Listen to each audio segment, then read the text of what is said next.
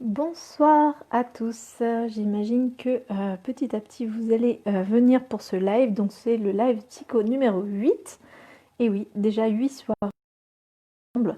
Donc je vais vous laisser un petit peu de temps pour venir vous connecter, venir interagir avec moi sur le thème du soir qui sera les croyances. Donc normalement vous avez eu l'information sur le thème du soir. Bonjour. Et du coup, voilà, nous allons parler des croyances ce soir. J'espère que c'est un thème qui va vous intéresser. En tout cas, c'est un thème qui est vraiment central quand on travaille dans le développement personnel, dans la thérapie ou voilà, dans le champ de la psychologie en général ou des sciences humaines. Le thème des croyances est vraiment un thème central parce que vous allez voir, il a vraiment une place à part entière et c'est vraiment un déterminant très très fort de nos comportements de tout ça. Et du coup, vous allez faire le lien probablement avec plusieurs lives que j'ai fait déjà, notamment sur la procrastination, notamment... Bonsoir Sylvain, bienvenue. Donc vous allez voir finalement que cette histoire de croyance, c'est vraiment probablement là où se situe votre plus gros frein à votre développement ou à l'atteinte de vos objectifs. Et c'est probablement aussi le plus grand levier que vous pouvez mobiliser. Alors je vais dire ça pour plein de sujets, hein, les valeurs, les croyances, bref, tout ce en quoi je crois. Donc nous allons parler de croyances ce soir et j'espère que vous allez interagir avec moi et me donner votre impression sur ça, poser plein de questions. N'hésitez pas si vous avez besoin de prendre de quoi noter pour noter notamment vos croyances à vous.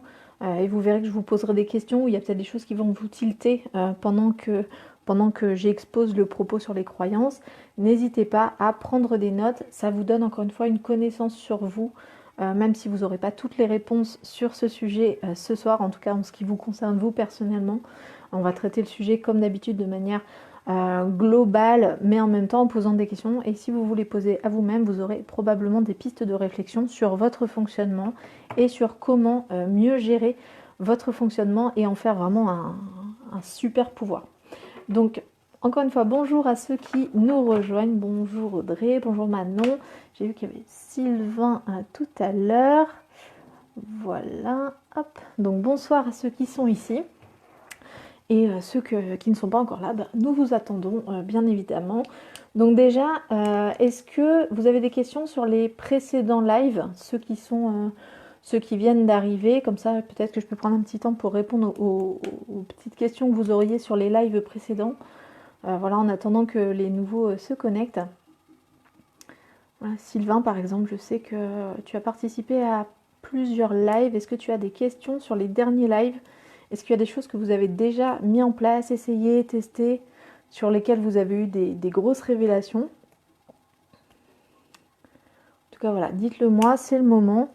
Pendant que, bien évidemment, comme tous les soirs à 8 h, nous entendons les marques et les preuves de soutien et de solidarité pour les professionnels qui gèrent le coronavirus. Donc ça fait un peu de bruit, mais en même temps, voilà. Si j'étais pas en train de faire le live, je serais probablement sur mon balcon, moi aussi. Donc, dites-moi déjà si vous m'entendez bien. Petite question de base, histoire de ne pas passer tout le live sans qu'on m'entende. Est-ce que quelqu'un peut me dire si on m'entend bien, si on me voit bien, si tout est ok? En termes de réception, normalement, j'ai un peu modifié la qualité d'internet depuis hier. J'ai boosté un peu le signal. Donc normalement, ça devrait être mieux qu'hier. Ok, est-ce que vous m'entendez? Oui, non, j'ai pas forcément de retour. Bon, on va partir du principe que vous m'entendez.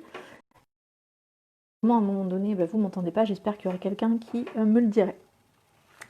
Ok, donc on va commencer cette soirée déjà par une petite une définition. Alors comme d'habitude, les concepts en psychologie sont des concepts ouverts, c'est-à-dire qu'ils ne sont pas précisément et de manière stricte définis, mais en gros, une croyance, alors si je vous la fais vraiment rapide, on est sur ce en quoi on croit. Voilà. Donc c'est l'ensemble des concepts, des choses, des hypothèses auxquelles on accorde du crédit, auxquelles on adhère, auxquelles on se dit, ok, ça, j'y crois, ça c'est quelque chose qui semble logique pour moi, ou en tout cas qui a du sens pour moi. Donc, quand on se dit ça, finalement, oui, les croyances, c'est ce en quoi on croit, ça semble évident. Mais parfois, on ne définit pas forcément de manière totalement logique l'ampleur de nos croyances. C'est-à-dire que quand on parle de croyances, je ne sais pas, quelles sont les croyances, les croyances politiques, les croyances, vous avez quoi comme croyances? Est-ce que vous avez des idées? On les abordera après, mais dites-moi quels sont les types de croyances que vous avez au quotidien. Alors, si vous entendez du bruit, ce sont mes enfants qui vont aller se coucher. Donc, ils font la petite marche pour aller se coucher. Ok, alors j'ai aucun retour, aucun commentaire depuis tout à l'heure, à part un petit bonsoir de Sylvain. Dites-moi vraiment si vous m'entendez bien, si tout se passe bien pour vous.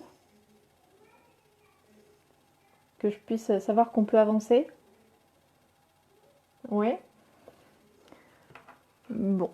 Ben, on va continuer comme ça, en espérant que tout aille bien, que vous connectez bien, que vous n'avez pas de soucis. Donc, les croyances, donc c'est ce en quoi on croit. Partant de ça, on a vraiment cette notion d'adhésion à une idée, à une pensée, à un concept, à une chose, qui est vraiment très très importante à garder en tête parce que une croyance, c'est pas... souvent, on oppose croyance et réalité. Mais en fait, si on pousse le concept un petit peu plus loin, on pourrait même se demander finalement qu'est-ce que la réalité. Alors là, j'espère qu'il y a des gens en philo qui pourront réfléchir avec nous sur le principe. Mais pour vous, en quoi vous croyez? Quelles sont vraiment les choses pour lesquelles vous pourriez dire ça, j'y crois? J'ai besoin de votre réponse là-dessus, ou vous partagez avec moi. Quelles sont les choses dans lesquelles vous croyez? Ou en lesquelles vous croyez croire? Ou vous pensez croire? Dites-moi. Ah, c'est dur les débuts de live. Allez, je crois en vous, moi. Donnez-moi vraiment, deux, trois pistes. Bon, en gros, moi je vais vous dire ce en quoi moi je pensais croire au début. Je m'appelais Marie-Émilie, je croyais que j'étais à Aix-en-Provence, je croyais un certain nombre de croyances politiques, religieuses. J'avais des croyances concernant la vie, les gens, le fonctionnement humain, concernant la nature, concernant le monde. Bref, j'avais un certain nombre de croyances qui, voilà, des certain nombre de choses que je croyais et qui permettaient, en fait, le but d'une croyance, c'est vraiment, encore une fois, on est vraiment sur le fonctionnement du cerveau, c'est-à-dire pour réussir à être dans ce mode économie d'énergie dont j'ai déjà parlé, donc encore une fois, votre cerveau, son but, c'est votre survie, et un des moyens d'assurer votre survie, c'est de développer un maximum l'économie d'énergie.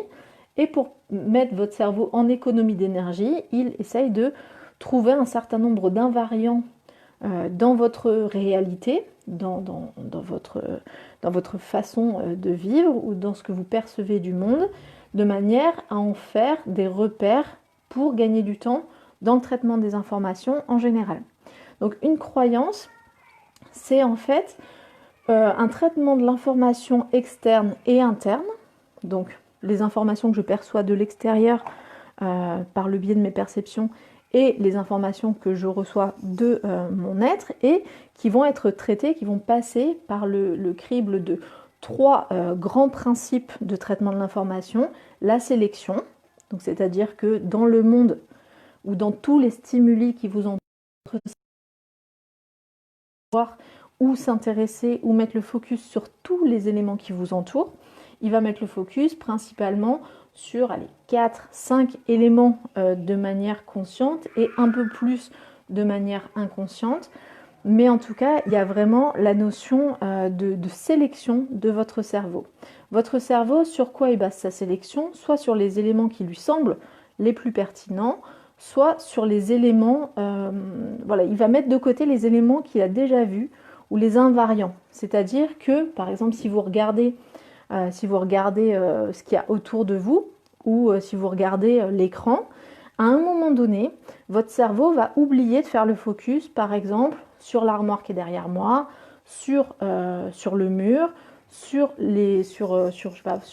mon micro qui est là. À un moment donné, il va sélectionner de s'intéresser que sur les éléments qui sont nouveaux ou qui lui semblent intéressants.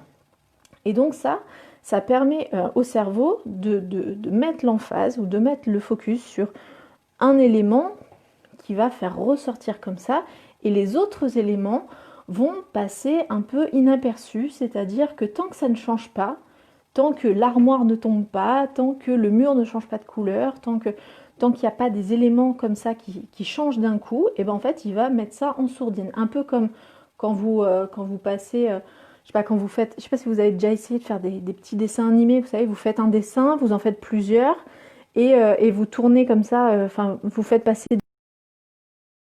rapidement les feuilles, et à un moment donné, vous allez voir le personnage qui bouge ou des choses comme ça. Et bien dans votre cerveau, et les gens qui font de l'animation font exactement ça, c'est-à-dire que si par exemple ils doivent mettre le personnage dans un décor, ils vont avoir une image de décor qui va être fixe, qui ne va pas changer, et ils vont avoir que le personnage qui bouge, que des films comme ça qui vont se mettre avec le personnage qui bouge. Et bien votre cerveau il fait exactement pareil, c'est-à-dire que dans votre réalité, il va faire le traitement entre ce qui est intéressant et important et ce qui ne l'est pas.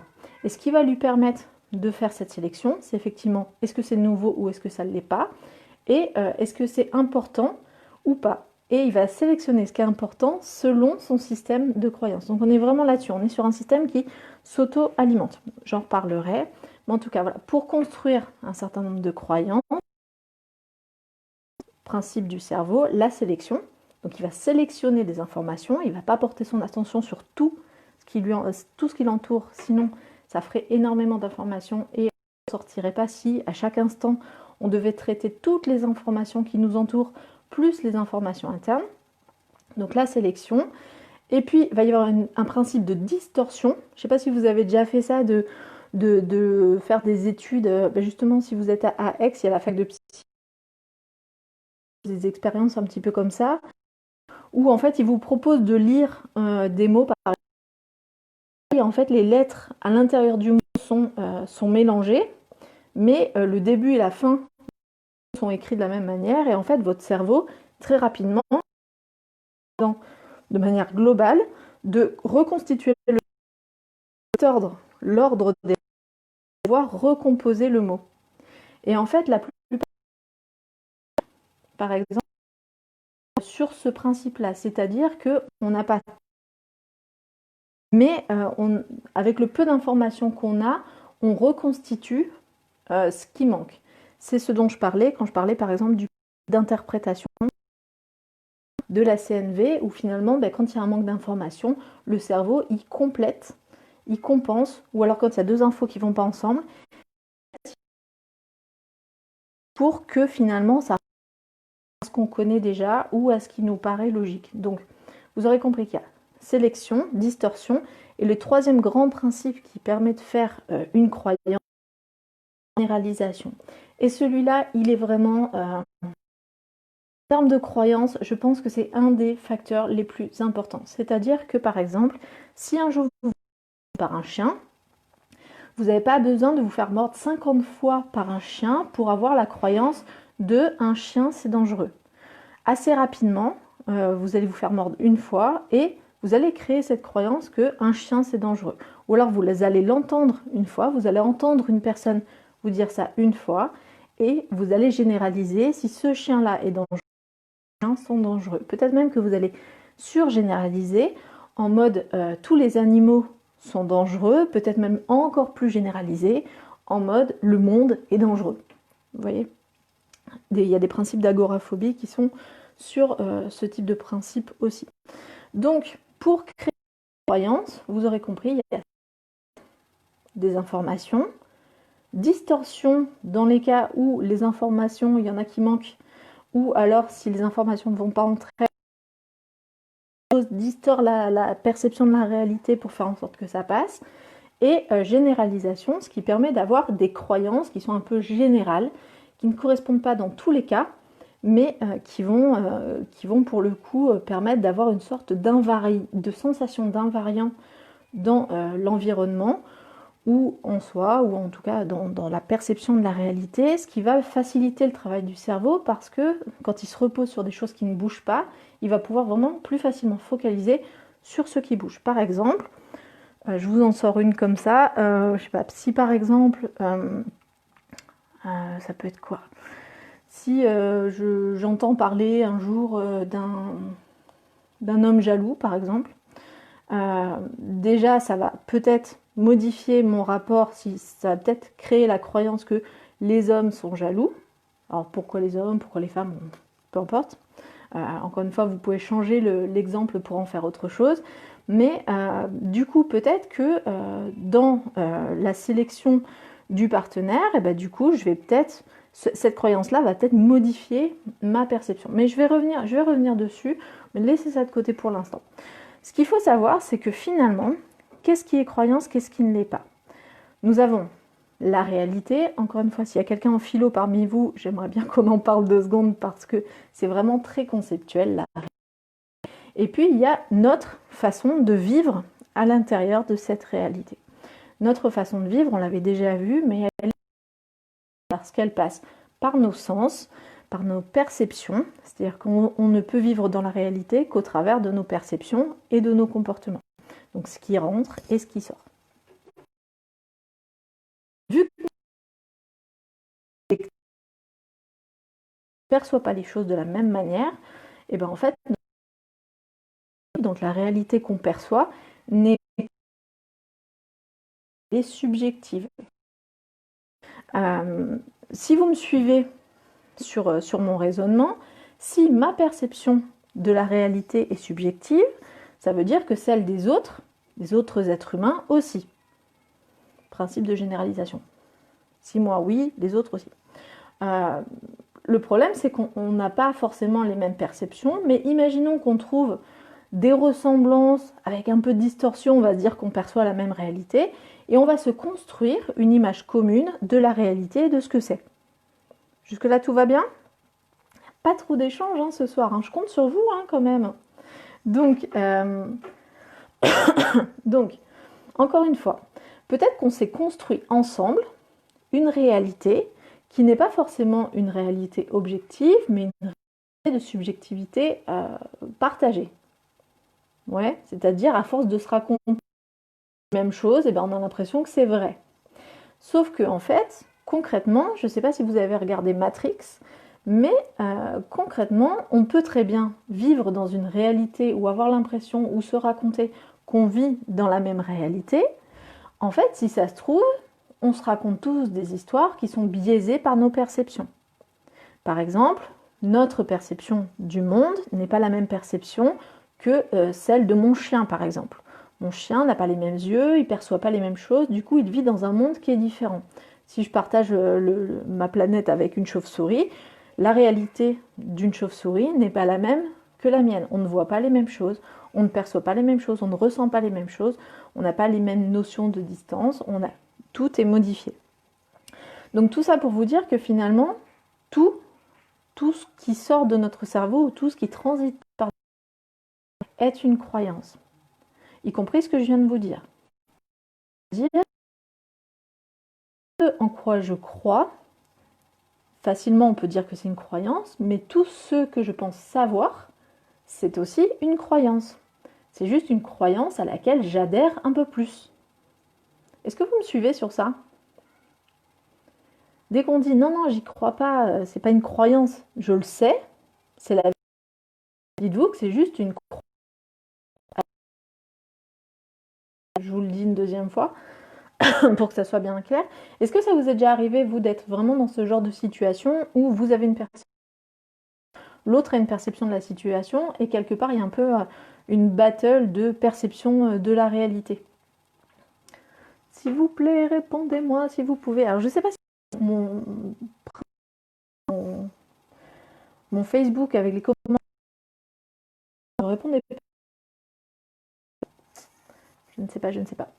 Donc, la perception que l'on peut avoir de la réalité est aussi une croyance. Ce qu'il y a de bien, c'est que du coup, notre cerveau travaille bien, concrètement, parce qu'en fait, il nous facilite la tâche. Encore une fois, si je devais à chaque instant tout réanalyser comme si je n'avais aucune croyance ou connaissance, parce que mes connaissances sont aussi des croyances, en tout cas, si je devais analyser à chaque modalité, en fait, mon cerveau, il exploserait parce que ça le suractiverait beaucoup trop. Il a besoin. Donc, il se repose sur ses croyances qui sont en fait des repères. Et d'ailleurs, les gens le disent en fait, quand c'est des croyances auxquelles ils croient énormément, on le voit bien en fait que ça leur sert de repère, ça les guide, voilà.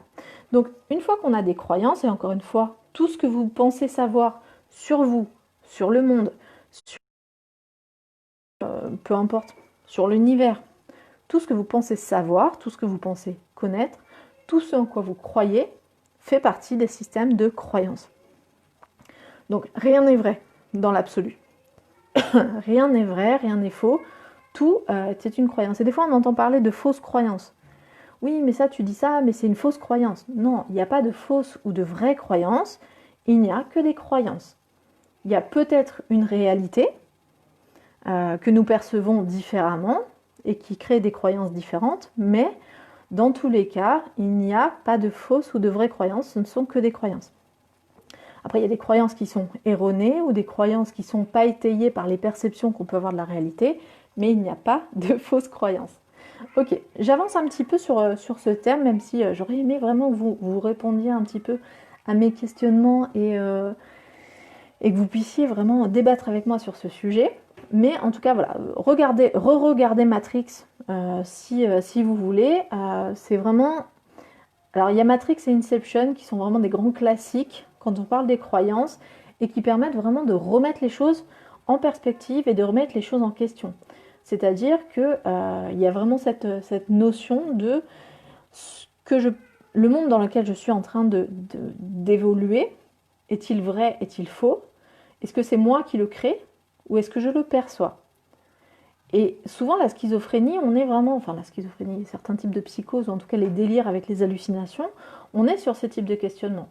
Ce que je perçois, est-ce que ça vient de moi? Est-ce que c'est mon cerveau qui le crée en lien direct? Ou est-ce que c'est vraiment quelque chose que j'ai l'impression qui est à l'extérieur?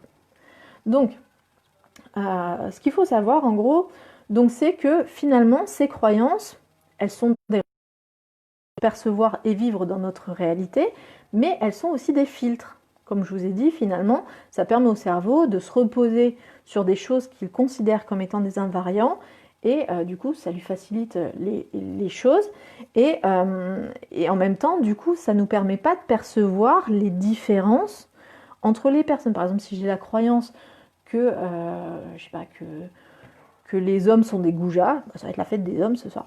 Les hommes sont des goujats, du coup, avec le principe de généralisation, en fait, je ne vais pas forcément faire la différence et dès que quelqu'un va venir vers moi, si c'est un homme, je vais avoir le côté goujat et je vais réagir en fonction de cette croyance-là. D'accord? Et si jamais il y en a un qui est pas et qui ne correspond pas aux critères de goujaterie que j'ai élaborés, je vais juste dire c'est l'exception qui confirme la règle, donc distorsion, et ça va renforcer ma croyance. Donc, les croyances que vous avez, donc ça va vraiment biaiser votre perception de la réalité, votre attitude. Donc, la perception, c'est par exemple quand vous pensez, quand vous croyez que vous avez perdu vos clés, pour une raison X ou Y, et en fait, vous fouillez tout votre appart, et finalement, ils sont exactement là où elles sont d'habitude, c'est-à-dire dans le petit pot dans l'entrée, ou dans votre poche, Et en fait, vous êtes persuadé d'avoir cherché à cet endroit-là, mais il est possible qu'il y ait le phénomène de cécité cognitive, c'est-à-dire à un moment donné, votre cerveau a même pas perçu qu'il y avait les clés parce que votre cerveau était convaincu qu'il n'était pas là. Donc il est capable, surtout si vous êtes dans un environnement connu, de superposer l'image de ce que vous vous attendez à voir sur l'image de ce que vous devriez voir. Je ne sais pas si ça vous est déjà arrivé de chercher, de fouiller pendant des heures et en fait elles sont là, exactement où vous les mettez d'habitude. Enfin, en tout cas moi le coup des clés ça m'est déjà arrivé, c'est assez perturbant j'avoue. Donc, les croyances, elles vont perturber donc vos perceptions. Elles vont aussi influencer votre attitude. Par exemple, si je pense que je suis chanceuse ou malchanceuse, ça va influencer mon attitude par rapport à ce phénomène-là. Par exemple, si je pense que si je suis chanceuse, je vais prendre des billets de tombola quand j'en ai l'occasion. Je vais regarder par terre quand je me déplace dans la rue parce que je me dis, bah, vu que je suis chanceuse, bah, je vais trouver peut-être de l'argent ou des trucs intéressants. Je vais regarder, voilà, je vais regarder les opportunités professionnelles. Je vais peut-être pas trop travailler aux examens parce que je me dis de toute façon, je vais tomber sur un sujet qui me plaît. Voilà, donc ça va influencer mon attitude par rapport à la vie, par rapport aux événements. Si je pense au contraire que je suis malchanceuse, ben, du coup, je ne vais pas regarder dans la rue s'il y a de l'argent. De toute façon, je suis malchanceuse, ça sert absolument à rien que je regarde. Et puis, je ne vais pas jouer au loto, ça sert à rien non plus. Je ne vais pas postuler à certains postes parce que de toute façon, je vais me dire c'est une histoire de chance, donc de toute façon, vu que j'ai pas de chance, ça ne va pas marcher. Donc en fait, cette attitude, quelque part, se mettre en lien avec la croyance que vous avez que vous êtes chanceuse ou malchanceuse. Salut Chloé. Et concrètement, ça va venir influencer vraiment beaucoup votre façon de vous comporter globalement dans la société, dans la vie. Voilà. Donc, je ne sais pas si ça parle à quelques-uns là, d'être chanceux ou malchanceux, si ça vous parle. Est-ce qu'il y a des chanceux ou des malchanceux dans les personnes qui regardent? Dites-moi. En tout cas, voilà, cette croyance-là, ce type de croyance-là va influencer votre attitude. Par exemple, si vous pensez que la vie c'est tout pourri, bah, vous allez avoir une attitude qui va être en lien avec ça. Si vous pensez au contraire que la vie c'est génial, bah, vous allez avoir une attitude, des opportunités qui vont s'offrir à vous, qui sont en lien. Donc, ça peut influencer aussi directement vos comportements. C'est-à-dire, si vous pensez que vous pouvez réussir à faire une action, une tâche, par exemple, je sais pas, vous avez à faire, et si vous êtes convaincu que vous allez y arriver, ben du coup, concrètement, vous allez le faire. Alors, vous avez cette croyance que pour vous c'est difficile, que c'est vraiment c'est galère, que un mémoire c'est compliqué, voilà, toutes ces croyances-là, et ben du coup, vous aurez du mal à enclencher le mouvement, et en plus d'avoir du mal à enclencher le mouvement, vous n'enclencherez pas. C'est ce qu'on disait hier avec la procrastination, je ne sais pas si vous vous souvenez de ce qu'on avait dit hier sur ça. Donc voilà, après ça peut aussi influencer vos émotions. Alors moi j'ai travaillé beaucoup avec les femmes enceintes et concrètement, oui, entre autres publics, j'ai les femmes enceintes dans mon panel de publics possibles. Et concrètement, les femmes enceintes, il y a presque une prescription d'émotions. C'est-à-dire qu'une femme enceinte, elle est censée, il y a la croyance collective qu'elle est censée avoir des sautes d'humeur pendant la grossesse. Je vous ai expliqué que c'était plus ou moins vrai effectivement parce que ça touche le système hormonal, mais il y a quand même cette croyance collective que c'est normal et qu'elle va avoir des sauts d'humeur, qu'elle va être de mauvaise humeur, que ceci, que cela. Il y a aussi la croyance collective qu'elle doit être super heureuse au moment de l'accouchement de son enfant. Et du coup, le fait d'avoir cette croyance-là, c'est chouette parce que quelque part, ça permet de vivre du bonheur, donc c'est plutôt chouette.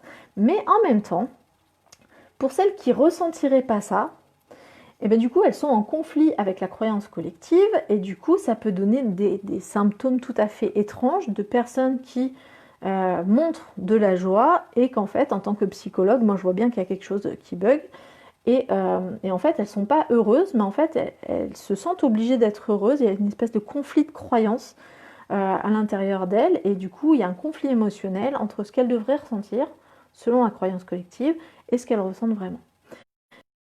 Vous voyez, ça peut venir vraiment biaiser aussi les émotions. C'est le cas aussi au niveau de la mort. On a dit que la mort, la tristesse, par exemple, c'est en lien avec la perte. Mais le fait d'associer la mort à de la perte, ça, c'est une croyance. Une croyance qui se retrouve dans notre société, dans beaucoup de sociétés, mais pas dans toutes. Il y a des sociétés où, par exemple, la mort, c'est relié à de la libération. Et dans ce cas-là, il n'y a pas de tristesse. Donc, être triste quand quelqu'un meurt, c'est relié au système de croyance qui est lié à la société. Donc, comme je vous disais là, les croyances, c'est vraiment, ça va venir vraiment impacter tout ce que vous êtes, tout ce que vous faites et toute la manière dont vous percevez le monde. Donc, si vous pensez être objectif à un moment donné, dites-vous qu'en fait, c'est impossible, votre cerveau, vous aurez toujours, ça passera toujours par le crible de votre subjectivité. Si c'est objectif, c'est que c'est pas passé par vous. Aucun cerveau humain. Et encore ça, c'est une croyance, ça serait à vérifier, puisque de toute façon, on ne peut pas penser le concept sans le passer par notre cerveau. Donc, dans tous les cas, on ne sait pas si c'est vrai.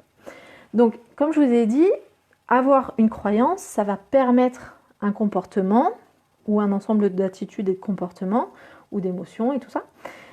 Ou alors, ça va le freiner.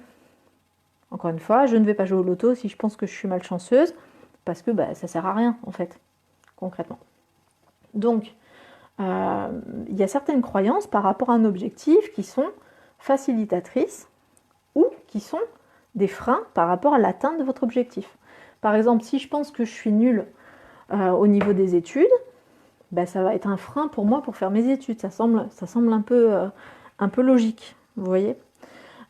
Donc là, je vous interroge vraiment, vous, et c'est là où votre stylo et votre papier va être intéressant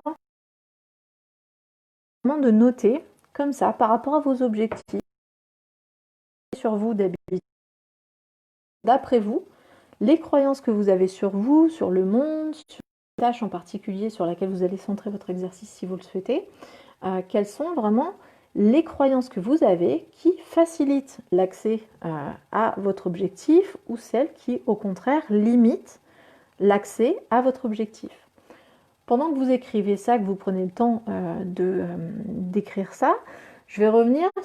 Il y a quelques jours, il y avait une personne qui disait justement qu'on parlait du handicap. Et je disais, ça j'en reparlerai peut-être quand on fera le côté des croyances. Effectivement, le fait d'avoir un handicap, pour le coup, c'est un peu le principe. Mais parce qu'il y a une atteinte sensorielle ou une atteinte motrice ou peu importe. Mais le fait de penser ou de penser que ce handicap ou ça, on est dans le domaine de la croyance. Vous voyez ? Je ne dis pas que le handicap n'est pas vrai. Ça, on ne revient pas là-dessus parce que de toute façon, c'est pas l'objet. Mais par contre, le fait que ce handicap soit un frein ou un moteur, ça dépend beaucoup du système de croyance de la personne. Il y a énormément de cas ou d'exemples sur la planète de personnes qui à la base avaient un handicap, à qui on avait dit que de toute façon, elles n'arrivaient pas à faire certaines choses et qui pour autant se sont dit, justement, je vais me dépasser et qui ont réussi à faire des grandes choses, voire même des plus grandes choses que si elles n'avaient pas lutté contre cette croyance collective.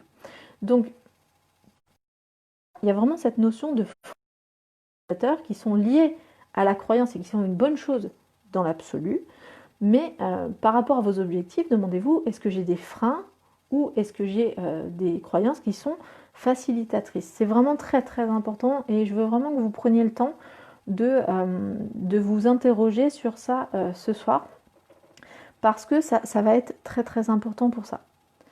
Donc on va parler aussi des croyances auto-réalisatrices. N'hésitez pas à parler dans le chat. Encore une fois, je ne vois aucun commentaire. Alors je ne sais pas si c'est qu'il n'y en a pas ou si c'est que vous n'avez pas grand chose à dire ce soir.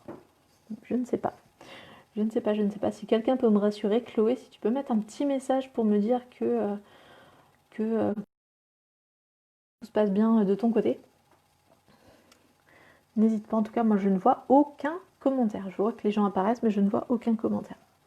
Donc, les croyances, pardon, je reprends.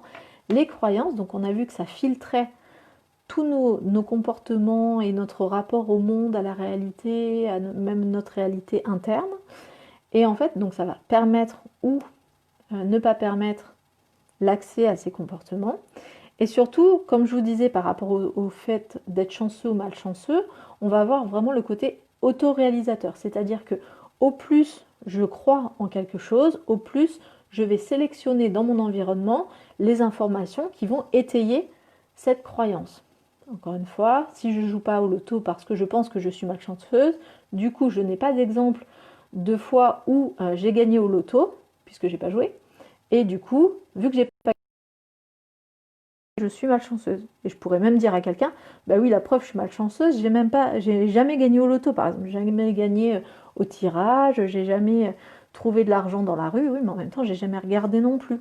Donc, les croyances ont vraiment ce pouvoir autoréalisateur qui est, encore une fois, lié à ce côté énergie, énergie à garder, et donc économie d'énergie de votre cerveau. Donc, on va continuer là-dessus. Il y a des croyances que vous pouvez avoir qui peuvent être opposées et qui peuvent pour autant coexister. Par exemple, un grand scientifique qui a grandi dans une culture religieuse, par exemple si on prend le côté judéo-chrétienne où il y a le mythe, ou en tout cas la croyance en Adam et Ève, donc en deux êtres créés par Dieu, donner tous les autres êtres humains après. Il peut en même temps croire à ça et prier le dimanche à l'église pour ça, et en même temps soutenir des thèses scientifiques relevant de l'évolutionnisme, de Darwin et tout ça.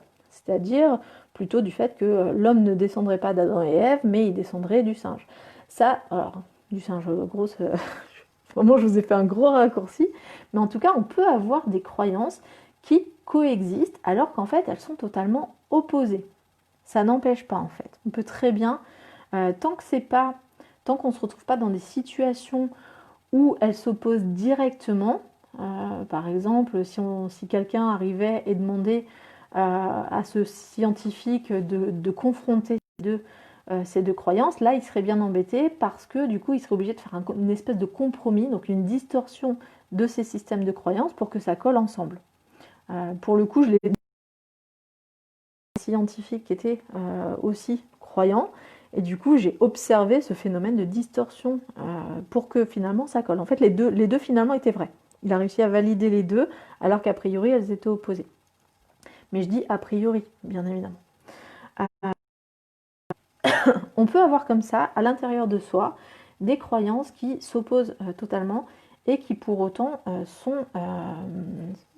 coexistent. Par exemple, pour une femme au foyer ou une maman qui s'occupe beaucoup de ses enfants parce que son enfant est petit, elle peut avoir la croyance qu'être une bonne mère, c'est se dévouer à son enfant, par exemple, et avoir les comportements qui vont avec ça, c'est-à-dire dès que l'enfant pleure, elle y va, elle est vraiment à l'écoute, elle est attentionnée, elle est vraiment à l'extrême de sa croyance, et en même temps avoir une croyance que être une femme épanouie, c'est aussi penser à soi, je sais pas, prendre du temps, faire des choses pour soi qui sont intéressantes, partager les tâches, enfin bref. Et elle peut avoir ces deux systèmes de croyances qui cohabitent, sauf que en même temps, elle peut défendre ces deux idées-là selon les moments, et en même temps, du coup, avoir des moments où les deux vont se chevaucher et où ça va pas du tout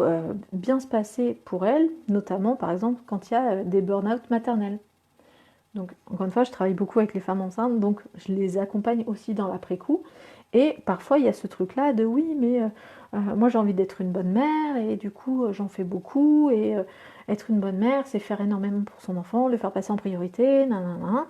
Et en même temps dire oui, mais en même temps moi personnellement c'est important aussi de me faire passer en priorité. Des fois, ça se chevauche parce qu'il n'y a que 24 heures par jour et que chacun des systèmes de croyance nécessite ces 24 heures. Donc, encore une fois, c'est très perturbant d'avoir aucun retour de commentaires. Donc, c'est intéressant dans les commentaires si vous en prenez. Donc, pour continuer sur cette lignée-là, on va parler vraiment du lien avec la procrastination. Alors je vais quand même essayer d'aller sur mon ordinateur, sur Facebook, histoire de voir si vraiment il n'y a pas de commentaires. C'est très très très étonnant. Lien sur il doit y avoir un bug sur mon téléphone. Donc, et puis je serais surtout super curieuse de savoir ce que vous avez à en dire en fait de ces choses-là. Donc, les systèmes de croyances donc, peuvent coexister, ils peuvent être aussi en conflit. Et notamment, hier on parlait du perfectionnisme comme étant un phénomène qui entraîne la procrastination. Concrètement, on est clairement dans des systèmes de valeurs qui coexistent et qui sont confrontés normalement dans le perfectionnisme. Par exemple, la croyance que pour me lancer des grands défis et la croyance que je ne suis pas assez bien pour les atteindre. Vous voyez, c'est deux choses qui peuvent être présentes, les deux en même temps, dans une même période. Alors, comme je vous disais, j'essaye d'allumer mon ordinateur pour voir si vous avez mis des commentaires à côté. Parce que pour l'instant, je n'ai que les personnes qui regardent et je suis même étonnée qu'il n'y ait pas plus de personnes. Donc,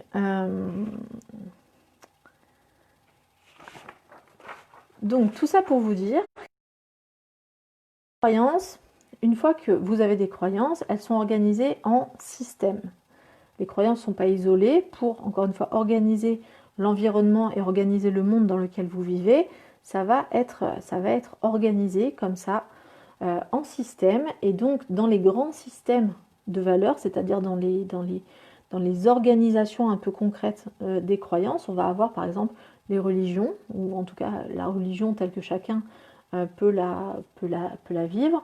La science est un système de croyances, même si des fois on dit bah oui mais c'est scientifique donc c'est avéré, c'est sûr. Et non. Oui, non, la science est un système de valeurs et de croyances comme et pour le coup c'est pas plus ou moins vrai de vraies croyances encore une fois. Hein.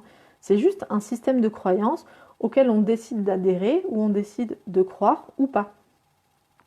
Alors comme je vous disais, hop, je vais essayer de me connecter.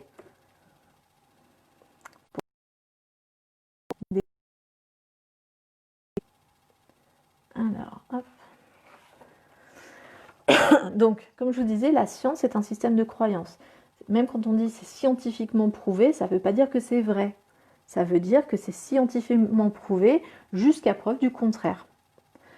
Et très souvent, d'ailleurs, dans les études, on voit en même temps des choses qui vont, des études qui vont prouver quelque chose et des études qui vont prouver l'inverse. On le voit bien hein, là par rapport. Ah ben voilà, vous avez 26 commentaires.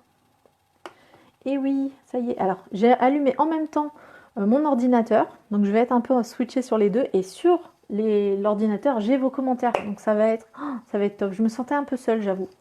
Donc, vraiment de les lire, voir si vous aviez des questions. J'aime bien Audrey. Oui, j'ai l'impression que Marie-Émilie ne voit pas nos commentaires. Non, je ne voyais rien du tout. Dans mon système de croyance, j'ai même cru que vous ne disiez rien. Mais je trouvais ça très, très étrange. Parce que d'habitude, vous participez beaucoup à ce que nous nous disons. Alors. Ok, les commentaires sont en train. Donc, pendant que ça charge, je ne pense pas être particulièrement chanceuse. Mais quand je suis de bonne humeur et que les choses se passent bien, je me dis que c'est de la chance. Ah, ça pour le coup, on est sur une attribution externe aux choses, au positif. Comme si finalement, quand ça se passe mal, c'est de ta faute. Quand ça se passe, quand ça se passe bien, c'est la chance. Encore une fois, c'est que de la croyance. Hein. C'est que des croyances, tout ça. Donc, hop, alors ce que je vais faire... Hop. Ok, alors je charge en même temps. Hein. N'hésitez pas à parler entre vous pendant ce temps-là. Ça va être quand même vachement plus confortable si on peut discuter entre nous. Je vais fermer ça. Ok, donc dans les systèmes de croyances, il y a les religions, les sciences, parce que je vous ai dit que finalement la science c'était un système de croyances comme un autre. Votre identité, c'est un système de croyances dans le sens où c'est un ensemble de croyances organisées entre elles et qui vous donne l'impression de savoir qui vous êtes. Pour le cerveau, c'est assez rassurant d'avoir une sensation de permanence ou d'invariance au niveau d'une personne. Encore une fois, elle reçoit des informations, votre cerveau reçoit des informations de l'extérieur, mais aussi de l'intérieur. Et donc, votre cerveau va avoir tendance à gommer les choses un peu inhabituelles ou au contraire à mettre l'emphase dessus, selon, euh, selon si... selon ce qui se passe. Désolée, c'est que je regarde en même temps. Ça doit être très très très déroutant pour vous. Hop, hop, hop. Allez. J'ouvre les commentaires. On devrait être bon.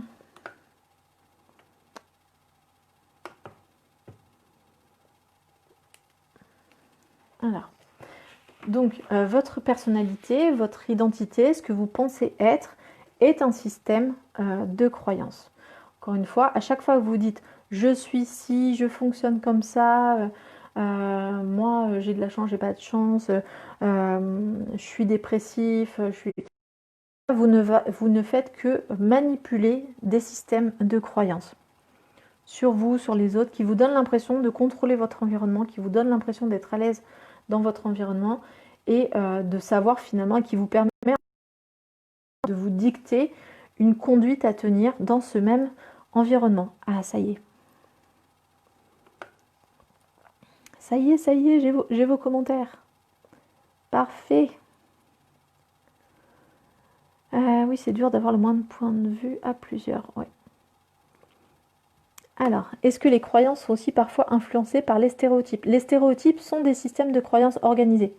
On est vraiment sur ça. Quand je vous dis les hommes sont ceci, les femmes sont cela, c'est un système de croyances qui s'appelle un stéréotype parce que ça se centre autour d'un type ou autour d'une caractéristique d'une personne ou voilà. Donc oui, Gabriel, les croyances sont influencées par les stéréotypes, en tout cas. Alors, pop, pop, pop. Il y en a qui me disent on est là, mais oui, ça y est, vous étiez là, mais je vous lis. Ça va être vraiment beaucoup mieux. Ok. Alors, hop. Donc, l'éducation est aussi un système de croyance.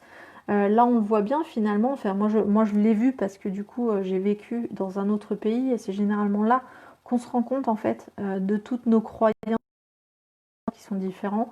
C'est quand on voyage, quand on rencontre des gens qui sont... Encore une fois, tout comme c'est rassurant pour notre cerveau d'avoir un environnement qui ne varie pas trop, c'est pour ça qu'on a énormément d'études, c'est pour ça que finalement, enfin, presque les mêmes pensées d'un jour sur l'autre. Je crois qu'il y a 80 à 85% de vos pensées d'aujourd'hui qui sont exactement les mêmes que vos pensées d'hier et qui sont exactement les mêmes que vos pensées de demain en termes de pensée. Et même, vous pouvez à peu près avoir le même ratio, je pense, par rapport à vos comportements. Si vraiment vous vous focalisez pas que sur les comportements vraiment différents, mais si vous prenez l'ensemble de vos comportements, il y a 80 à 85% de vos comportements d'aujourd'hui qui seront les mêmes que demain, après-demain, que la veille, qu'il y a 6 mois, dans l'ensemble de vos comportements. Et tout ça, encore une fois, c'est fait pour rassurer votre cerveau et pour faire en sorte que tout se passe bien. Alors, tac, tac, tac. Ok, je ne sais pas s'il y a d'autres questions par rapport aux croyances. Il y en a qui disent oui, ça m'arrive régulièrement. C'est peut-être pour le côté des clés, Roméo. C'était pour ça? C'était par rapport aux clés que tu dis que ça t'arrive régulièrement? Donc l'éducation est un système de croyances. On n'éduque pas les personnes avec les mêmes croyances parce que vos croyances, c'est un réel apprentissage. On ne naît pas avec des croyances, on les construit au fur et à mesure de notre apprentissage, de ce qu'on peut observer, de nos expériences. On va construire nos croyances et elles vont être bien évidemment beaucoup insufflées par l'éducation, que ce soit une éducation active, c'est-à-dire ce qu'on veut vraiment transmettre, ou de l'éducation passive. Par exemple, notre rapport à l'argent est très très très empreint de croyances, comme tout, hein, de toute façon. Et ces croyances-là, on ne va pas forcément vous aider par l'argent pour vous dire que c'est bien, que c'est pas bien. Généralement, on va assez passive parce qu'on aura vu nos parents manipuler l'argent d'une certaine manière, on aura vu notre système familial agir en présence de personnes qui disent ou qui ont de l'argent. Voilà, il va y avoir une sorte de thermostat interne de rapport à l'argent, par exemple. Encore une fois, je parle de l'argent, mais c'est vrai pour tous les concepts qui sont en lien avec des croyances. Ça peut être la santé aussi. Notre rapport à la santé est empreint de croyances qui sont inculquées par le rapport aux croyances que nos parents, nos frères et sœurs, nos cousins, nos tantes, les gens qui s'occupent de ont avec la santé et par tout ce qui est véhiculé par les médias. Alors, c'est perturbant de se dire ça, qu'on ne change pas. Alors, en fait, on change. Le fait de dire qu'on ne change pas, forcément en bonne auditive, j'ai la chanson de Céline Dion dans la tête, merci beaucoup Émilie. Mais en tout cas, le fait de se dire qu'on ne change pas, encore une fois, c'est une généralisation. C'est-à-dire qu'en fait, c'est pas parce que 85% de tes pensées ou de tes comportements sont les mêmes que la veille et que le lendemain, que ça veut dire que tu ne changes pas. Parce que mine de rien, le reste du pourcentage est différent. Et en fait, c'est cette marge de différence qui fait qu'en fait, d'un jour à l'autre, tu changes. Je ne sais pas si ça répond à ta question, Émilie, qui n'était pas vraiment une question en fait concrètement, mais à laquelle j'ai répondu quand même. Si on change, encore une fois, on ne change pas sur les 85% non. De toute façon, vous ne pouvez que changer parce que en fait, chaque seconde qui passe, vous vieillissez. Donc votre corps change, votre niveau d'expérience, votre timeline change. Et en tout cas, vidéo en direct interrompu. Ah, moi c'est marqué que c'est interrompu. Donc en tout cas, vous changez. Et encore une fois, quand je dis ça, quand je dis que même s'il n'y a qu'un petit pourcentage, même s'il n'y avait que 1% qui changeait, de toute façon ça voudrait dire qu'on change, ça c'est ma croyance à moi. C'est ce sur quoi je me base, c'est ce que je choisis de croire, parce que en fait j'ai besoin de cette croyance-là, en fait, concrètement. Mais peut-être que quelqu'un d'autre aurait besoin d'avoir une croyance que les choses ne changent pas, pour rassurer. Les grands anxieux, ils ont peur généralement des changements. Et du coup, eux, ça peut les rassurer de se dire qu'en fait, ça va être la même chose, qu'il y a des choses qui ne vont pas changer. Moi, j'aime le changement. Mon travail, c'est le changement. C'est d'accompagner les gens dans leurs différents changements, les aider dans le changement. Donc, il faut un certain nombre de croyances qui sont reliées à ce concept de changement. Modifier volontairement ses propres croyances. Oui, on peut volontairement changer ses propres croyances. C'est pas forcément la chose la plus simple de changer ses croyances, mais déjà d'en prendre conscience, déjà de se dire ok, en fait là ce que je suis en train de penser de moi ou ce que je me répète sur moi depuis des années, en fait c'était qu'une croyance à laquelle je choisissais de croire, quelque part. Et rien que de prendre ce recul-là, ça change forcément notre rapport à ce truc-là. Parce que par exemple,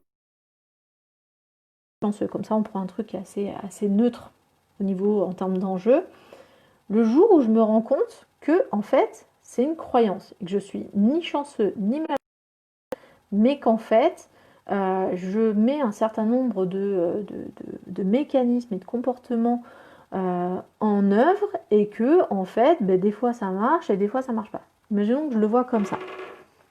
Du coup, rien que d'avoir cette prise de conscience là, ça met à distance cette chose que je pensais savoir de moi, qui du coup devient une croyance, et le fait de passer du savoir à la déjà ça met quand même, ça fait quand même une grosse différence. Après, une fois que c'est une croyance, une fois que je pense vraiment que c'est une croyance, une fois que je décide de croire que c'est une croyance, et du coup je peux mettre à côté d'autres croyances ou décider de prier. Encore une fois, c'est un truc que je fais avec voilà, les jeunes mères qui se dévouent corps et âme et de manière sacrificielle pour leurs enfants et pour lesquels ça pose problème. Encore une fois, si ça pose pas de problème, je les vois même pas en cabinet et c'est très bien et J'ai pas de jugement de valeur sur ça, c'est quand ça leur pose problème en fait que du coup ça m'en pose un aussi et qu'on travaille dessus. Et du coup, ben, on va mettre en balance ces deux croyances. Être une bonne mère, c'est en priorité. Être une femme épanouie, c'est se faire passer en priorité. Ces deux croyances-là, on va les mettre en balance et peut-être que par le biais d'une troisième croyance, ben en fait, on va réussir à trouver euh, une sorte d'équilibre qui va permettre justement de trouver le bon comportement ou un comportement qui soit acceptable et ok avec les différents systèmes de croyances. Donc oui, on peut modifier volontairement ses propres croyances. Il suffit vraiment d'avoir conscience de cette influence des croyances sur nous et de se dire que de toute façon tout est une... En fait, on peut choisir de croire ça. Alors des fois, c'est pas forcément très simple.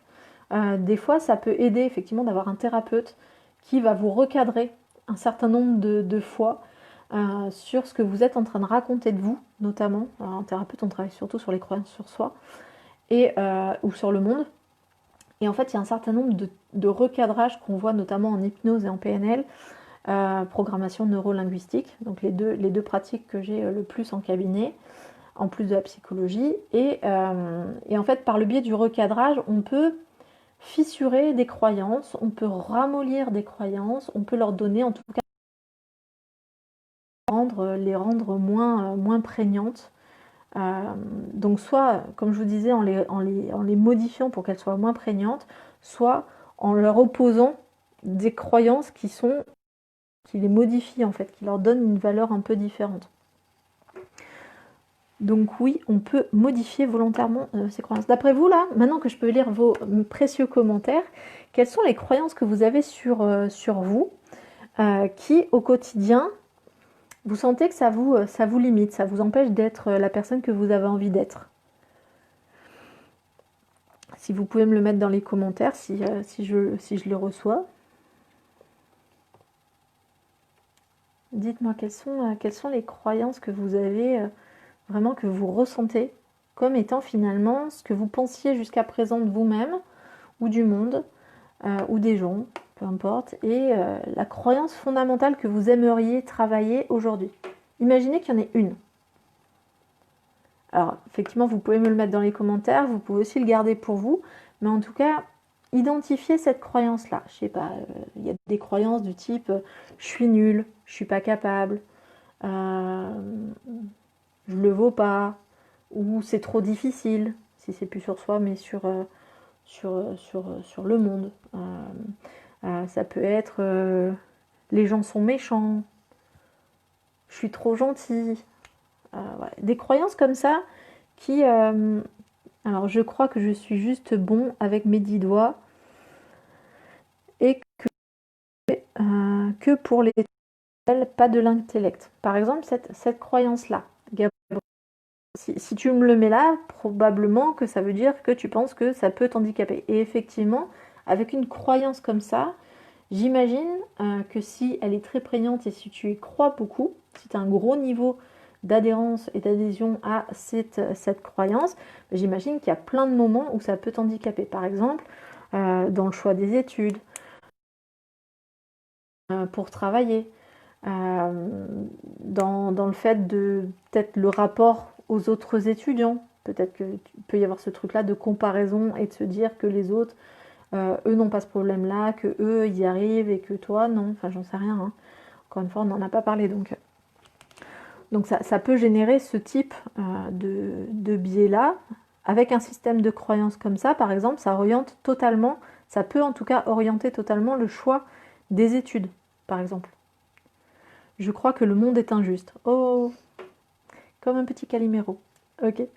C'est trop injuste. Oui. Alors, encore une fois, c'est bien parce que tu as commencé par je crois, et c'est bien de le mettre comme ça, parce que c'est pas parce que tu le crois que ça veut dire que c'est vrai.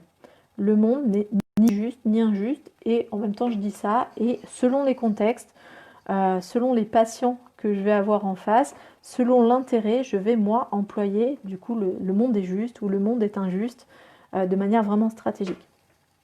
Le but c'est vraiment de se dire ok, maintenant que j'identifie la croyance qui d'être ce que je voudrais être, qui relié à des croyances, bah, du coup, à la place. Qu'est-ce qui serait plus adapté? Qu'est-ce qui serait plus efficace? Qu'est-ce qui vous permettrait d'aller vers ce que vous voulez? Voilà, ou au contraire d'éviter ce que vous n'évitez pas d'habitude. Je pense que je suis assez lente dans tout ce que je fais, sauf si je me perçois. Ça aide pas. C'est marrant parce que du coup, tu t'identifies déjà, Émilie, qu'en fait, c'est une histoire de croyance parce que finalement, tu arrives à t'en persuader. Ok. Donc, effectivement, la notion de la lenteur, on n'est que dans des jugements de valeur, concrètement. Je suis bon, je suis lent, le monde est trop injuste. On est sur de l'évaluation qualitative et de valeur des gens, du monde. Donc, c'est absolument pas objectif, en fait. Et même si vous faisiez, par exemple, je pense à Émilie, même si tu faisais une compétition pour voir qui est le plus lent, probablement que pour être cohérente avec ta croyance, si tu y crois vraiment, tu serais capable de te ralentir, ou en tout cas ton cerveau serait capable de te ralentir pour t'empêcher d'aller rapidement. Et il serait même capable, si tu vas plus vite que les autres, de dire oui, mais c'était une exception, c'était un coup de chance, c'est pas vraiment moi, et de ne pas valider par distorsion cet élément comme faisant contrepoids avec ta croyance. Donc, une fois que vous avez votre croyance qui vous limite, demandez-vous vraiment qu'est-ce que j'aimerais croire à la place. Et partez de ce principe-là. Donc, encore une fois, pour modifier une croyance, il y a plusieurs façons de faire. Je vous les répète là, je répète celles que j'ai déjà données. Donc déjà, c'est se faire accompagner ou même avoir un pote qui va pas vous laisser dire le truc en entier et qui va vous dire ouais mais croyance. Entre hypno, on se fait souvent ça. Dès qu'on se dit une croyance qui pourrait être limitante, on se le note en fait. On se dit ah ça c'est une croyance. Ok. Et du coup, on se recadre direct et ça nous donne un boost au niveau de notre développement personnel. C'est vraiment très intéressant cette partie-là. Dire entre vous que c'est une croyance, si vous voulez. Ça dépend si vous êtes OK ou pas avec le fait que les autres vous aident à progresser. Et si vous êtes mis d'accord sur ça. Et puis donc, se faire recadrer ou se recadrer soi-même. Donc remettre ça à un niveau de croyance et non pas au niveau d'une vérité ou d'un savoir. Deuxièmement, mettre à côté une autre croyance, celle qu'on a déjà ou celle qu'on aimerait avoir, qu'on aimerait penser. Et puis il y a une façon qui est en lien avec la deuxième et la première aussi du coup, c'est justement de se dire ok, si je croyais que j'étais quelqu'un de rapide, par exemple pour toi Émilie, si je pensais que j'étais quelqu'un de rapide ou de suffisamment rapide pour pouvoir faire les choses dans le bon temps, qu'est-ce que je ferais de différent? Et là, en fait, vous changez totalement le paradigme du problème et du coup le paradigme de la solution. C'est-à-dire que vous changez de point de vue sur une tâche, plutôt que de vous dire je suis lente, donc je fais ça, ça, ça, vous dire ok, en fait, si je considère que je suis rapide, alors je vais faire ça, ça, ça. C'est pas si j'étais rapide, si je suis rapide, quand on le met au présent, c'est un peu plus présent du coup, du coup vous pouvez avoir accès à des solutions différentes. Bah oui, mais si je considère que je suis quelqu'un de suffisamment rapide, déjà je me prends moins la tête, déjà je vais peut-être faire les choses un peu différemment, je vais arrêter de répéter aux autres que je suis quelqu'un de lente pour éviter qu'ils me mettent dans cette position-là et qu'ils arrêtent de compter sur moi pour des choses rapidement données. Parce qu'il y a ça aussi, c'est que quand on a une croyance, à force de la répéter, ou à force d'avoir des comportements qui sont en lien avec cette croyance, les autres finissent par en être persuadés. Et là, ça devient super compliqué de changer, parce qu'en fait, il faut changer son système de croyance à soi, plus le système de croyance des autres. Mais je vous rassure, il y a énormément de croyances qui étaient vraiment très verrouillées, et qui ont changé, même si elles étaient à l'échelle nationale, internationale, à l'échelle de toute une famille, à l'échelle... En fait, les croyances, elles changent. Les croyances, il n'y a pas de souci, elles changent. C'est juste qu'il faut les accompagner et surtout leur donner une direction. Si vous voulez changer, il faut donner une direction à ça. Donc je ne sais pas si vous avez encore des commentaires. J'ai l'impression que même sur mon ordinateur, ça n'a pas l'air de capter des masses. Bon. Donc vraiment, demandez-vous, qu'est-ce qu'il faudrait que je croie pour pouvoir atteindre plus facilement mon objectif? Et c'est pas forcément l'inverse de la croyance. Si c'est par exemple je suis lente ou je suis assez lente, c'est pas forcément je suis assez rapide. Mais ça peut être autre chose. Ça peut être je suis capable. Ou ça peut être peu importe le temps qu'on met pour faire les choses. Finalement, c'est une histoire de lenteur, c'est une histoire de performance, c'est une histoire de rentrer dans le timing. Mais ça peut être très bien selon la tâche à réaliser. Finalement, il y a des moments où être rapide ou être lent, ça n'a pas forcément d'importance en fait. Il y a des moments où c'est peut-être important, un peu plus important, mais peut-être pas tout le temps. Par rapport au truc avec les 10 doigts et truc de Gabriel, ben, ça peut être justement, qu'est-ce que tu as envie de croire à la place de ça?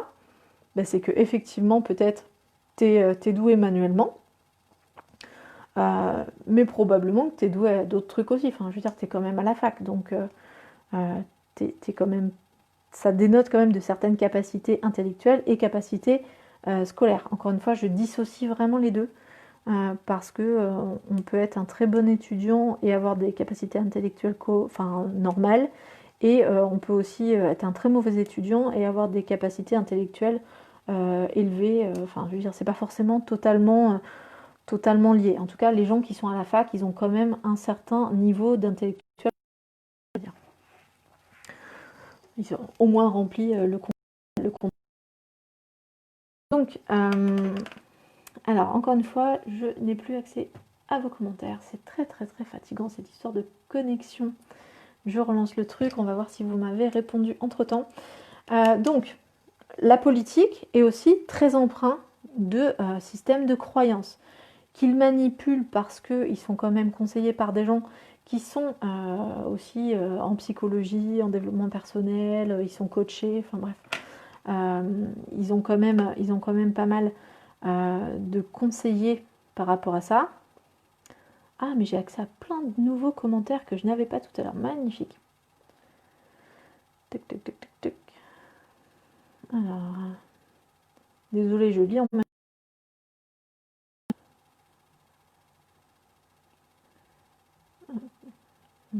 Ah, mais j'avais pas tant de retard que ça, il me manquait juste le dernier de Mélanie. Si les croyances que l'on nous a transmises nous empêchent de mieux nous connaître et donc d'avoir des objectifs qui nous correspondent, comment les déconstruire? Mais déjà d'en prendre conscience. C'est la première étape, c'est vraiment de conscientiser le truc. Dire, ouais, je sens qu'il y a un truc qui bloque. Quelles sont les croyances que j'ai qui peuvent me bloquer? Encore une fois, si vous posez la question comme ça, votre cerveau, il va répondre en fait. Il va vous donner accès à des informations. Et encore une fois, moi j'ai la croyance qu'il y a toujours des croyances qui viennent limiter notre fonctionnement parce que c'est leur mission aux croyances. C'est vraiment, ils ont un rôle de limite, de repère et de guide. Donc du coup, vu que c'est leur fonctionnement, forcément, elles le font, puisque c'est ce qu'on attend d'elles. Et bah, y a des biais par rapport à ça, c'est-à-dire que si ça guide, je ne peux pas aller où je veux. Je vais là où c'est logique, là où c'est dans la veine, là où ça correspond à ce que je connais. Si j'ai un guide, il va m'emmener sur un sentier tracé. Donc, et se connaître réellement. Alors, tu disais, si les croyances que l'on nous a transmises nous empêchent de mieux nous connaître. Alors, ce que je lis, je vais dire ce que j'entends, mais ce que je lis dans ton commentaire, Mélanie, c'est qu'il y aurait un toi que tu ne connaîtrais pas. Encore une fois, est une croyance, est un système de croyance. C'est-à-dire que ce que tu es empreint de ces croyances et tu y as accès par le biais de tes croyances. Donc, est-ce que tes croyances transmises t'empêchent de mieux te connaître? Pas forcément, dans le sens où ces croyances qu'on t'a transmises, si tu y adhères, elles font partie de toi. Donc, en fait, elles sont une partie de ta connaissance de toi. Je ne sais pas si tu comprends ce que j'essaie de te dire. Mais en tout cas, oui, les croyances qui nous sont transmises par l'éducation nous empêchent d'atteindre certains objectifs, notamment parfois des objectifs de développement personnel, notamment quand on a la croyance que ça sert à rien, qu'il vaut mieux suivre le chemin déjà tracé, enfin, des choses comme ça, et du coup on ne va pas forcément chercher ces spécificités à soi. Mais vu que ces spécificités sont aussi créées et générées par notre système de croyances, vous voyez, c'est vraiment un système qui se mord la queue en fait. Nos croyances créent nos pensées créent nos expériences forcent. Donc en fait, si toi tu te demandes ça, la question que j'aurais envie de croire que tes croyances t'empêchent de savoir sur toi, et donc qu'est-ce que tu aimerais croire sur toi? Tu vois le truc? En gros, mon entourage m'encourage à aller loin dans mes études, mais je ne me reconnais plus dans ces études. Ok. Donc, si vous vous souvenez des métaprogrammes, on serait plutôt en mode ref externe. C'est-à-dire, je prends mes décisions en fonction d'une référence externe. Donc, c'est-à-dire de quelqu'un d'extérieur à moi. Ok. Donc, par rapport à ça, en gros, il t'empêche, en fait, donc là, ils te disent qu'ils t'encouragent à aller loin dans tes études. En quoi le fait qu'ils t'encouragent à aller loin dans tes études t'empêche de prendre tes propres décisions, en fait, concrètement. Tu te reconnais plus dans ces études, bon, on pourrait faire même un accompagnement par rapport à ça. Mais en fait, oui, je sais pas si ça t'empêche en fait de te connaître vraiment, mais il y a probablement un système familial avec des croyances sur les études, des croyances sur ce que ça peut amener, des croyances sur la réussite, des croyances sur toi, ton potentiel, ce que tu pourrais devenir, la place que tu devrais occuper. Enfin bref, il y a probablement plein de croyances là-dessus. Ça serait intéressant que tu puisses te poser la question, qu'est-ce que toi tu as envie de croire par rapport à ça, en fait. Non pas qu'est-ce que tu crois, même si ça pourrait être intéressant, mais comme tu de ce que tes parents croient, toi tu as envie de croire par rapport à ça. Comment tu as envie de te positionner, en fait. Ok. Donc vous l'aurez compris, la question des croyances, c'est une question qu'on aborde extrêmement souvent en thérapie ou en accompagnement, parce que, en fait, quelle que soit la problématique de croyance derrière. Mais même, de toute façon, quelqu'un qui vient demander de l'aide à un psychologue ou à un coach ou peu importe, en fait, il vient de toute façon avec son système de croyance. Il y a une partie de lui qui croit que votre accompagnement peut l'aider ou qu'il peut s'en sortir, et il y a probablement une partie de lui qui croit autre chose, parce que sinon, il s'en... Finalement, la thérapie ou l'accompagnement est souvent un prétexte pour pouvoir changer, et juste un cadre particulier pour pouvoir changer. J'ai énormément de gens qui viennent faire de l'hypnose par exemple, et en fait quand on travaille avec l'hypnose, souvent c'est juste le prétexte au changement. Je dis souvent, pas tout le temps en fait, mais il y a des gens qui viennent juste pour en fait avoir une excuse de changer. Comme ça après ils pourront dire oui mais j'ai changé, j'ai fait une séance d'hypnose pour changer, j'ai arrêté de fumer parce que j'ai fait de l'hypnose. Non, vous avez arrêté de fumer parce que vous aviez la capacité d'arrêter de fumer. C'est juste un hypnothérapeute qui a permis ça, accompagner ça, mais on ne fait qu'accompagner. C'est comme un guide de haute montagne. Si vous arrivez jusqu'en haut, c'est pas forcément grâce à lui. Alors bien sûr son accompagnement aide, mais c'est vous quand même qui avez fait l'effort de monter jusqu'en haut. Soit de façon à ne plus se remettre en question en permanence. Ne se remet pas forcément en question en permanence, encore une fois c'est une généralisation. Si tu as suivi le début de ce live qui était chaotique parce que je n'avais aucun commentaire, c'était assez perturbant. Je pense pas que tu te remettes en question en permanence, que tu te remettes en question. Les gens qui disent qu'ils croient absolument pas en soi, donc on est sur la question de la confiance en soi. La confiance en soi niveau 0 n'existe pas.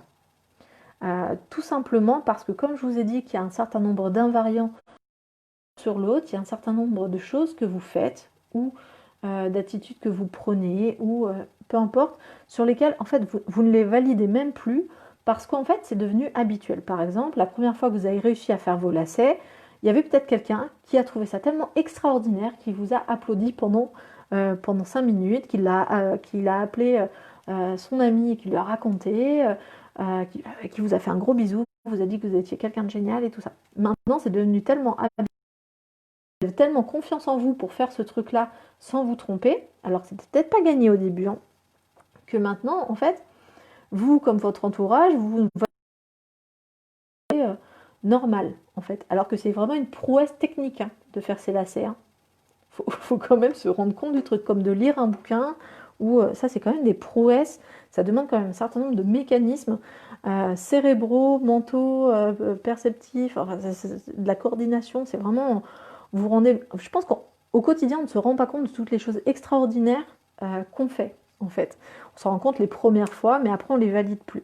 Donc, le truc, c'est qu'on a tellement confiance en soi pour énormément de choses qu'en fait, on focalise. Quand j'ai commencé, j'ai parlé du biais de sélection. On focalise sur ce qui est différent, sur ce qui manque, sur ce qui pose problème. Et du coup, c'est un peu comme si on n'a pas confiance en soi dans un domaine ou par rapport à une situation, et on va se raconter en fait qu'on n'a pas du tout confiance en soi, ou qu'on ne croit pas en soi, ou qu'on se remet en question en permanence. Peut-être que tu te remets en question assez souvent. Mais si on regardait avec quelqu'un d'autre, est-ce que cette personne-là aurait l'impression de se remettre en question en permanence? Encore une fois, c'est une perception, c'est quelque chose que tu te dis sur toi, peut-être même que tu crois sur toi. C'est peut-être un cas. Mais en tout cas, concrètement, c'est que des croyances. Peut-être que ce que tu appelles se remettre en question en permanence, quelqu'un d'autre appellerait ça autrement. Évoluer,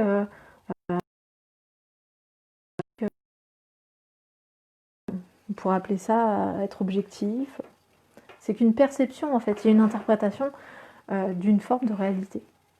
Donc comment croire en soi de façon à ne plus se remettre en question en permanence? Déjà, tu fais un lien entre le fait de croire en soi et je pense que les gens qui croient en eux se remettent quand même en question. En permanence, j'en sais rien, mais encore une fois, je suis pas sûre que tu te remettes en question en permanence. La base de ça, c'est dire, en fait, déjà de se rappeler à quel point on croit déjà en soi pour énormément de choses. Il y a plein de choses dans ton quotidien que tu fais avec confiance, que tu ne valides pas, probablement, mais que tu fais avec confiance. Par exemple, tu t'es levé ce matin, tu t'es probablement fait à manger, tu as pris ta douche, avec des mots sur un clavier, donc il y a plein de trucs que tu as confiance. Tu te poses juste plus la question. Donc moi, si quelqu'un arrive pour des problèmes de confiance en soi, déjà, on identifie de quoi ça parle. On se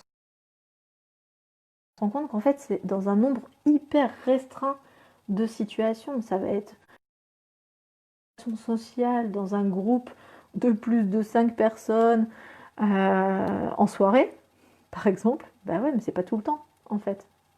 Donc, je pense qu'il y a une histoire de confiance en soi, il y a une histoire de se remettre en question qui est peut-être interprétée de manière négative, alors que c'est peut-être une bonne chose. Donc comment croire en soi, c'est déjà de se rappeler qu'en fait tu crois en toi. C'est pas on croit en soi ou on croit pas en soi. Tu crois déjà en toi. Je sais pas, sur une échelle, à quel point tu crois en toi. Encore, quelque part, ça peut pas être vrai en fait. Ton cerveau, il a forcément assez confiance en toi pour des. Donc, vraiment, pour toi, par exemple, Nicolas, ou par rapport à ta question, encore une fois, je sais pas si c'est vraiment toi ou si tu peux de manière générale, mais ça vaudrait le coup de se dire déjà que y a un problème de croyance sur la croyance en soi. C'est pas un on-off. C'est pas un jour je crois en moi, un jour je crois pas en moi. Non, c'est un jour je crois plus en moi que d'habitude, éventuellement. Mais en tout cas, voilà, déjà, comment croire en soi de façon à plus se remettre en question en permanence. Il y a une côté généralisation qui revient là-dessus, et de se dire, déjà de se rappeler dans tous les cas pourquoi en fait tu as déjà confiance en toi de manière et de se rendre compte qu'en fait finalement ce qui reste est peut-être plus petit. Je sais pas si ça répond à ta question, Nicolas. C'est un live un peu particulier aujourd'hui.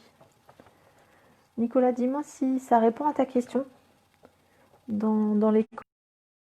mais comment croire en soi? Ben oui, c'est se rappeler à quel point on croit déjà en soi. C'est déjà de définir un petit peu mieux ce que ça veut dire pour toi de croire en toi. C'est penser quoi? C'est ressentir quoi? Encore une fois, on est sur la définition, hein, comme pour les tâches dont on parlait hier avec la procrastination. Bien définir son objectif quand on est sur du développement personnel, c'est hyper important. Parce que sinon, en fait, si ça se trouve, tu crois en... Comment ça? Ça se trouve, tu as une super confiance en toi, mais en fait, tu t'en rends pas compte. Et ça arrive super souvent. Et encore une fois, vu que c'est qu'une croyance, dans tous les cas, tu pourrais dire, allez, aujourd'hui, je crois que je crois en moi. Je pars de ce principe-là. Et même par rapport à la chance et à la malchance, vraiment, je vous invite à tester. De faire, allez, aujourd'hui, c'est la journée de la chance.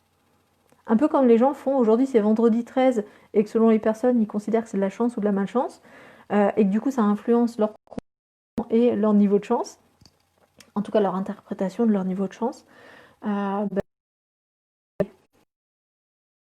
Confiance en soi, de la confiance en soi, parce que, et vous allez étayer avec l'alignement de la lune, parce que vous avez bien dormi, parce que, encore une fois, hein, quand on a une croyance, elle va s'auto-valider.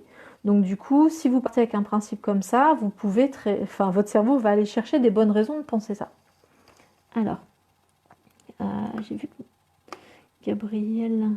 Donc, se persuader de quelque chose, ça peut amener de force ce dont on se persuade. Exemple, la chance. Alors, se persuader de quelque chose, ça peut... Ouais. C'est la théorie de l'attraction, hein. C'est la loi de l'attraction. Elle est vraiment basée sur ce principe-là, c'est-à-dire si tu veux qu'il t'arrive des choses positives, il faut que tu sois positif. Et il faut que tu penses déjà, que ton cerveau puisse penser que c'est possible pour toi d'avoir du positif. Si, je vais dire si tu as un mental de loser, mais en tout cas si tu as un mental configuré en négatif, tu ne vas percevoir que le négatif, tu vas croire que tout ce qui t'arrive est négatif, donc tu vas distordre la réalité pour interpréter de manière négative. Bref, c'est exactement ça en fait. Donc oui, tu peux persuader des choses, en tout cas tu peux le tester en fait. C'est exactement ça en fait. Vous pouvez très bien vous dire, allez, aujourd'hui j'ai envie de croire quoi? J'ai envie de croire que je suis chanceuse, j'ai envie de croire que je sais pas, moi par rapport à mes enfants, que mes enfants sont sages. Des fois je me lève, je me dis, allez, aujourd'hui je crois vraiment fortement que mes enfants vont être sages. Toute la journée. Et ça va être génial, ça va être vraiment une super journée. Et le fait de partir avec cette idée-là, et ben en fait, je les trouve beaucoup plus sages que les autres jours. Est-ce que c'est vrai? Est-ce qu'ils sont réellement plus sages? Ou est-ce que ça, du coup, m'amène à avoir une interprétation et du coup aussi un comportement différent qui fait que ben, ils sont plus sages? Ou est-ce que je valide plus leur sagesse que d'habitude? J'en sais rien. Un grand merci pour cette réponse. Pas évident d'être conscient de ses propres biais cognitifs, d'où l'importance d'un regard extérieur. Et oui, c'est à ça que ça sert aussi les coachs, les gens qui accompagnent dans le développement personnel. En fait, encore une fois, on n'est pas du tout conscient de toutes ces croyances. Même moi, hein, je travaille dans le domaine des croyances, de temps en temps, ça me fait du bien d'avoir un de mes collègues qui arrive et qui me dit hey, ça c'est une croyance là, ça c'est... ça non, ça passe pas. Et du coup, ça permet de retravailler dessus et c'est hyper intéressant. Et tout comme quand je vous parlais de la CNV, bah, quand on commence à la pratiquer, bah, du coup les autres l'apprennent aussi. Quand on commence à remettre ce qu'on croit et ce qu'on pense en termes de croyances, ou ce qu'on sait en termes de croyances, on est beaucoup plus flexible, on s'adapte beaucoup plus à l'environnement. Des fois, c'est un peu beaucoup plus le bazar aussi, donc il y a besoin aussi de se poser, de se dire, ok, aujourd'hui j'ai envie de croire quoi? Imaginons, je sais pas, vous êtes en mode, il y a deux croyances qui s'opposent en vous, en mode je peux y arriver, je peux pas y arriver. Je sais pas, j'ai les capacités, j'ai pas la capacité, ok. Par rapport à cette situation, j'ai envie de croire quoi? Si j'ai envie de croire que je peux y arriver, allez hop, j'y vais. Si j'ai pas envie de croire, si j'ai envie de croire que je vais pas y arriver, ça sert à rien de lutter parce que de tout. vous y croirez pas et vous n'allez pas faire les bonnes choses, vous mettre peut-être en danger, enfin ça dépend des cas, hein. Oui, l'importance du regard extérieur, encore une fois, c'est hyper, hyper intéressant. Et encore une fois, plus vous allez avoir ce côté-là de reconnaître vos propres croyances et de les faire évoluer, plus vous allez entraîner aussi votre entourage à faire la même chose. Et là, ça devient super intéressant. On peut avoir des dynamiques d'équipe ou des dynamiques de groupe qui peuvent être super intéressantes quand il y a cette dynamique de flexibilité des croyances. Parce que comme il y a des croyances individuelles, il y a aussi des croyances de groupe. Et du coup, on peut très bien travailler ça à un niveau groupal. Je pense, là, j'étais en train de penser au service civique. Ok, les gars, on croit en quoi? En quoi on a envie de croire là? Ok, on est tous différents, on a des croyances, des machins, des trucs, ok. Mais là, on a envie de croire quoi? Encore une fois, ça marche au niveau du travail, au niveau des services civiques, au niveau tous les groupes, au niveau des couples, au niveau des familles, au niveau de l'éducation. N'hésitez pas en tout cas à avoir sur ce que vous pensez être vous. En fait. Même quand il y a la petite voix, vous savez, des fois vous avez peut-être une petite voix. Je dis peut-être, mais je suis persuadée que 90% d'entre vous ont une petite voix dans la tête qui raconte des trucs cool ou pas cool selon les moments. En mode tu vas y arriver, l'autre il est en train de te regarder, nanana, enfin bref. Petite voix, mais en fait c'est la pensée. Ben, en fait, elle aussi est empreinte d'énormément de croyances. Alors on est d'accord que c'est une partie de vous, hein. Commencez pas à me faire des scissions entre les différentes parties de vous. Mais ben, celle-là, elle est aussi empreinte de croyances. Qu'est-ce qu'elle croit? Qu'est-ce qu'elle croit sur moi? Qu'est-ce qu'elle croit? Ok, et moi, qu'est-ce que j'ai envie de croire? Si cette petite voix, elle me dit que je suis nulle, ben, quel crédit je lui donne? Ok, ça peut être des choses comme ça, en fait, l'utilisation des croyances.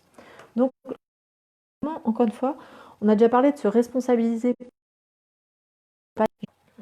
que les choses arrivent pour des bonnes raisons, ou j'ai envie de croire que je peux y arriver, ou j'ai envie de croire que je suis heureuse. Ça permet déjà de ne pas passer à côté du bonheur qui est là et de se rendre compte en fait qu'il est là. Puisque de toute façon, le bonheur, c'est encore une fois subjectif. Donc voilà, ça vaut vraiment le coup. Ça vaut vraiment le coup de remettre en question vos croyances et de vous dire, ok, j'aimerais croire quoi? Je sais pas, par rapport à vos examens, là, vous avez peut-être envie de croire que vous avez la capacité de travailler et de donner le meilleur de vous, par exemple. Ou que vous avez la capacité, pas de croire, techniquement pas possible, mais en tout cas, d'aller vers des croyances sur vous, sur vos capacités, qui vous permettent d'avoir les attitudes et les comportements et tout ça qui sont bonnes pour vous et pour l'atteinte de vos objectifs.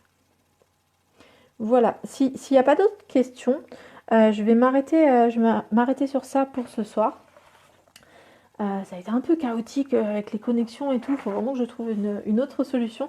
J'espère que ça vous a intéressé. J'espère que vous allez faire le lien entre les croyances dont on a parlé ce soir et la procrastination, les métaprogrammes. Encore une fois, tous les lives, vous pouvez les mettre en parallèle et les croiser. Moi, au quotidien, dans mon travail, je croise tous ces concepts-là et ça me permet vraiment d'avoir des outils adaptés pour chaque personne. La semaine prochaine, je ne peux pas vous dire ce sur quoi portera le programme, mais je vous invite à me donner toutes vos suggestions dans les commentaires. On m'en avait déjà fait quelques-unes, mais voilà, je me dis qu'est-ce que vous avez envie de voir la semaine prochaine. Donc ça sera mercredi soir et jeudi soir. N'hésitez pas à me donner en fait des idées, ce dont vous aimeriez qu'on discute. Alors ça peut être les relations de couple, ça peut être, alors on parle beaucoup des relations avec les parents en ce moment dans les accompagnements, mais ça peut être, je sais pas, l'apprentissage, ça peut être, je sais pas, vraiment faites-vous plaisir, essayez de dire ok, si j'avais besoin de quelque chose, là j'aurais besoin de quoi? Si j'avais envie que la psy elle me parle de quelque chose, j'aurais envie qu'elle aborde quel thème. Et mettez-moi dans les commentaires ce que ça serait. Et moi du coup je vais décider ça demain ou après-demain. Et du coup les services civiques seront au courant dès la semaine prochaine pour du coup les sessions de mercredi et de jeudi. Je vous souhaite une très très bonne soirée. Prenez bien soin de vous. Et décidez vraiment de ce que vous avez envie de croire sur vous, comment vous avez envie de vous définir, qu'est-ce que vous avez envie de transposer ou de transporter dans votre personnalité, votre attitude, vos comportements. Devenez vraiment maître de votre personne en fait pour pouvoir être bien. Voilà. Bonne soirée Gabriel, bonne soirée, je crois qu'il y a encore Audrey, enfin bref, il y en a quelques-uns qui sont encore là. Et puis encore une fois, à la semaine prochaine et à bientôt. Bon week-end à vous.